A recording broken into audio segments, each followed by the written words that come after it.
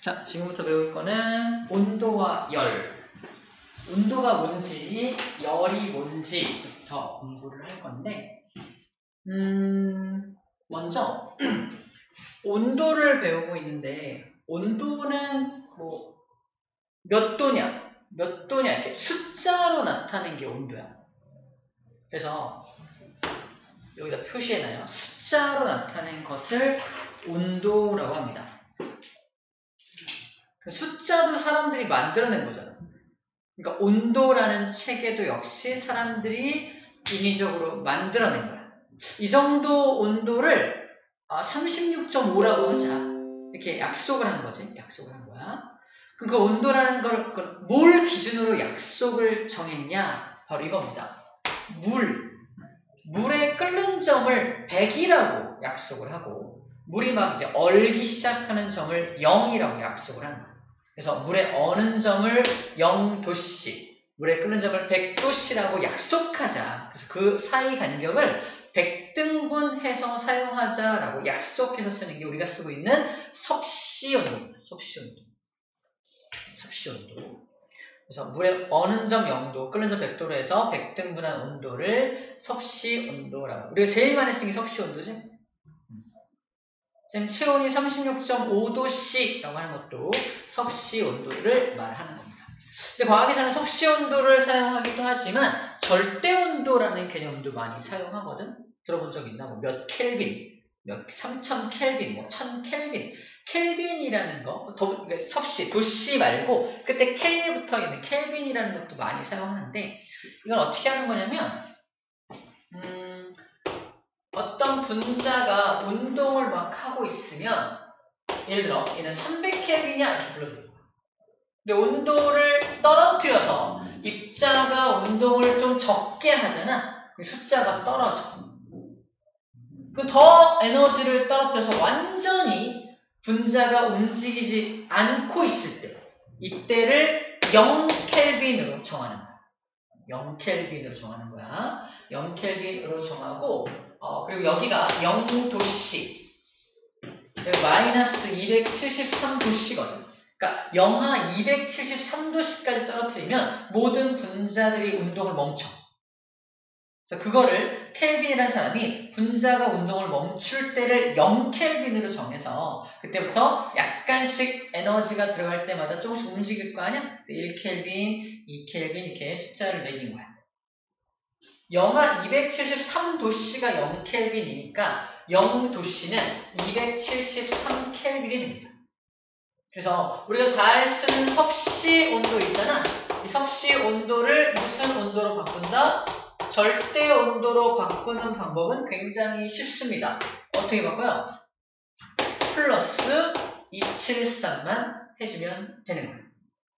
그래서 0도씨가 273켈빈이니까 플러스 273을 해주게 되면은 섭씨 온도를 절대 온도로 바꿀 수가 있다는 겁니다. 그래서 예를 들어서 3000켈빈이 되면 우주가 어떻게 돼요? 3000켈빈을 우리가 잘 알고 있는 섭씨 온도로 반대로 바꾸려면 이걸로 바꾸려면 어떻게 해야 돼? 빼기 273을 하면 되겠지?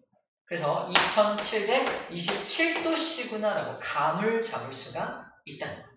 3000켈빈 그러면 얼마 높을지 모르겠잖아.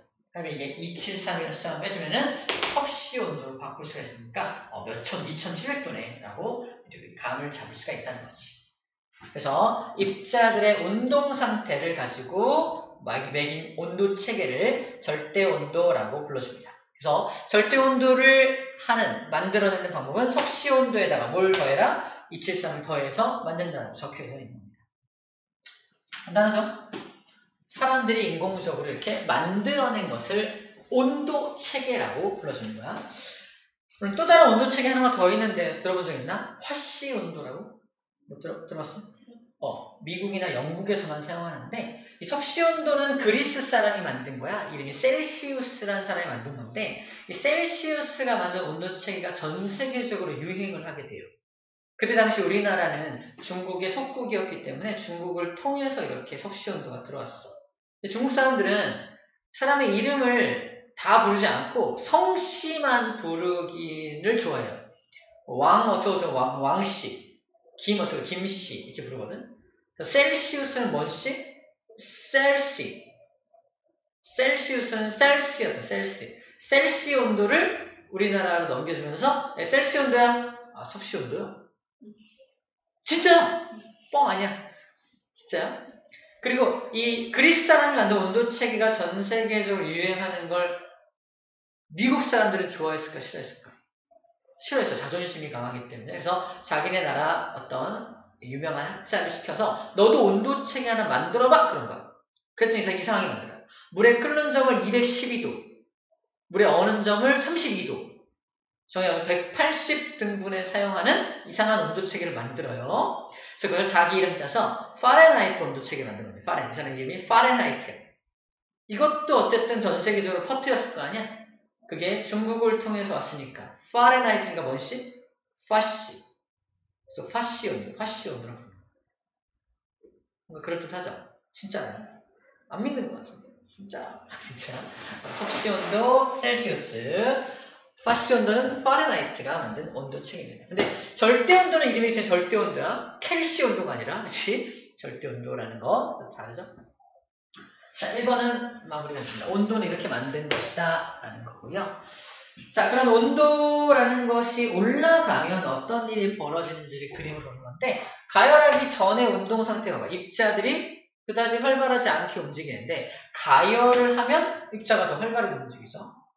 가열하기 전이고 가열하는 후입니다. 얘는 고체 상태의 물질이고요. 얘는 액체 상태의 물질이야. 고체는 제자리에서 진동을 더 심하게 하는 거고요. 액체 같은 경우는 이게 부피가 더 늘어나죠. 물론 고체도 약간 부피가 늘어납니다. 그래서 온도가 올라가면 부피가 살짝 올라가는 것도 알 수가 있어요. 왜? 분자하는 거리가 좀 멀어지니까. 얘도 약간 더 진동을 많이 하면서 약간의 거리가 조금 멀어지니까 열을 가하면 살짝 팽창할 수 있게 됩니다. 너무 당연한 얘기죠. 이렇게 되겠네. 에너지가 많아지니까 그렇게 되겠나가 2번에 대한 내용이에요. 그다지 어려운 거 없습니다. 자, 이것도 볼게요. 고체, 액체, 기체는 가열하기 전, 가열한 후 점점 부피가 늘어나는 것, 더 운동이 더 활발해지는 것들을 표현해주고 있는 거예요. 그다지 어려운 내용은 없고요. 자, 이제 열평형 얘기를 할 건데 어떤 예가 있을까? 시우랑 쌤이랑 혹시 악수를 한다면 친구하고 이렇게 손을 딱 잡으면 어떤 친구는 손이 차갑고 어떤 친구는 손이 따뜻하고 어떤 친구는 아무 감각이 없고 뭐 그래요. 아무 감각이 없이 차갑다 뜨겁다가 느껴지지 않는 친구는 나랑 손의 온도가 똑같기 때문에 그런 거야. 근데 차갑다고 느끼는 건 내 손에서 그 친구한테 열이 빠져나가고 있기 때문에 차가웠다고 느끼는 거야. 반대로 뜨겁다, 따뜻하다고 느끼는 건 그 친구로부터 열이 나한테 들어오기 때문에 따뜻하다라고 느끼는 거야. 그런 차원에서 손을 들어서 책상을 만져봐. 차가워요? 따뜻해요? 차갑죠? 뭐 어떻게 생각해야 돼? 내 손에서 책상으로 열이 빠져나가고 있구나 라고 생각하면 됩니다. 뜨거운 거 없을까? 쌤은 여기만 여기 되게 뜨겁거든? 따뜻해요. 맞아볼래? 딱 봐도 따뜻하지? 뜨겁다고 느끼는 게 그리고 여기서 나오는 열이 내 손으로 들어오기 때문에 뜨겁게 느껴지는 겁니다. 이렇게 열은 뭐 한다? 이동합니다. 이동해. 어디서 어디로? 뜨거운 곳에서 차가운 곳으로 항상 이동하는 게 열의 특징입니다.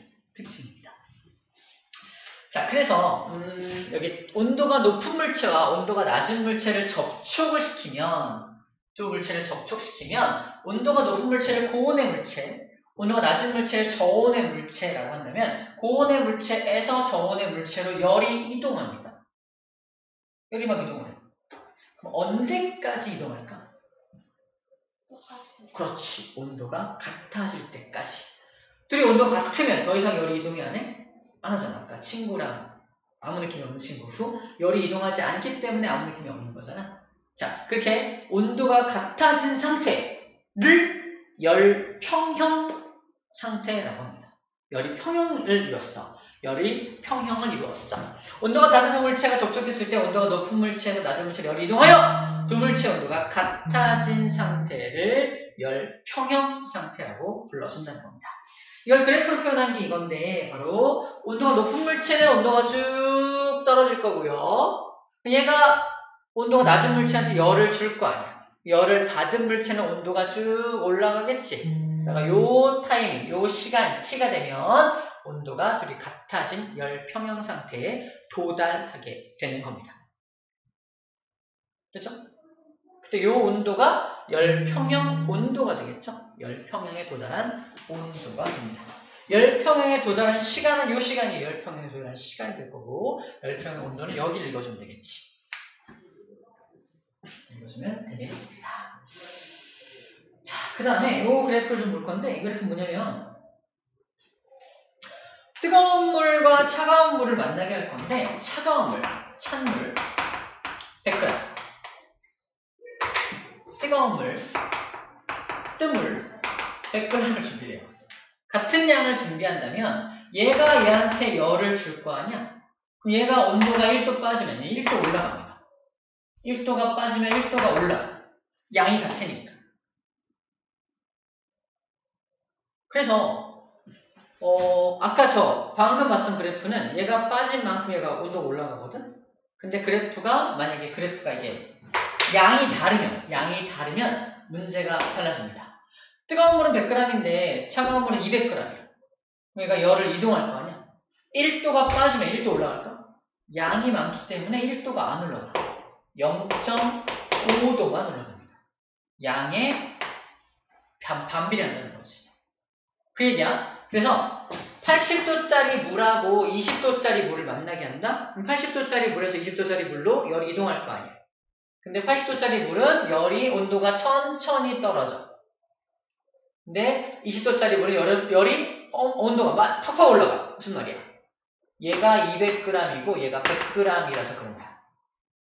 200g짜리가 온도가 1도 떨어지면 열을 굉장히 많이 줄 거 아니야? 그럼 100g짜리는 그 열을 받아서 온도가 쭉쭉 올라가겠지. 그래서 이 그래프가 뜨거운 물의 양이 더 많은 경우라고 써있는 거야. 반대로 뜨거운 물의 온도가 쭉쭉 떨어지고 차가운 물은 천천히 올라가는 이유가 바로 이것이다. 찬물의 양이 더 많을 때의 그래프라는 겁니다. 이해할 수 있겠죠?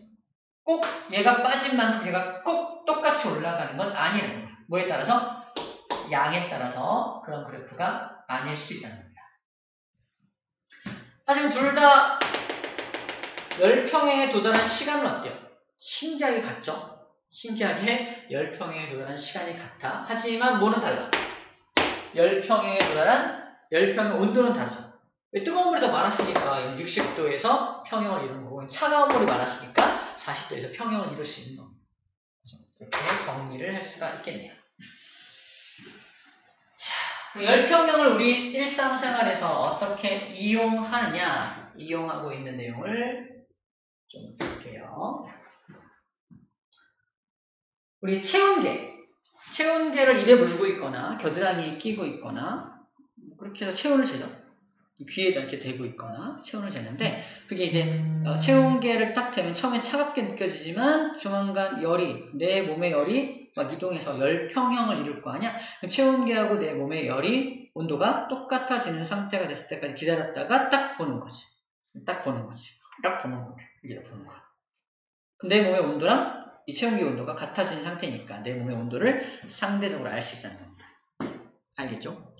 어렵지 않습니다. 열평형이 이용되고 있는 이해가 될 거고요. 두 번째, 냉장고 속에 음식을 넣어두면은 냉장고 온도가 냉장실은 4도 정도로 맞춰. 좀 강하게 트는 집은 3도 정도로 좀 맞춥니다. 냉동실은 영하 20도, 영하 18도 정도로 맞추거든. 중요한 건 그 안에 4도짜리라고 생각해볼게요. 4도짜리 냉장실에다가 음식을 넣어두면 모두 열평형을 이루기 때문에 모든 음식이 몇 도가 된다? 모두 4도가 돼요. 그게 냉장실의 기능이에요. 냉동실 마이너스 118도에다가 음식을 넣어두면 모두 영하 18도로 얼어버리는 거지. 그래서 그 냉장고도 역시 열평형을 이용한 기계장치다라는 겁니다. 수박을 시원한 물에 담가두면은 그 물의 온도랑 같아지겠지? 그 물의 온도와 똑같은 시원해진 수박을 우리 먹을 수가 있게 되겠네요. 계곡 같은 데 놀러 갔을 때 냉장고가 없잖아? 수박을 이렇게 물에 담가두면 돼요. 갑자기 슬픈 생각이 듭니다. 제가 계곡에 놀러 갔었는데 고기를 샀어요. 고기가 상할까봐. 팩에 들은 고기를 상할까봐 물속에 넣어놨단 말이야. 그래서 한참 놀다가 왔더니 고기가 없어진 거지. 잠깐만! 아니, 내 고기! 그래서 좀 고가의 물건은 함부로 계곡에 두지 말자가 오늘의 교훈입니다. 됐어요. 자, 온도, 우리 생활은 그냥 온도를 이용해서 우리 생활의 온도, 열이 이제 빠질 수가 없죠. 여름에는 시원하고 겨울엔 따뜻한 집을 짓는다. 이건 이제 우리 계절과 관련된 내용이고, 철새들도 겨울이 되면 이제 따뜻한 곳에 날아가잖아. 온도 때문에 그런 거고요. 냉장고, 에어컨, 아이스박스 이용해서 온도를 잘 조절해서 좀 생활하기에 적합한 온도를 맞춰서 사용을 하고 있지. 생활을 하고 있지. 그래서 온도가 우리 일상생활에서 빠질 수 없는 요소다. 뭐 그런 얘기를 하고 있습니다. 자, 문제 풀어볼게요.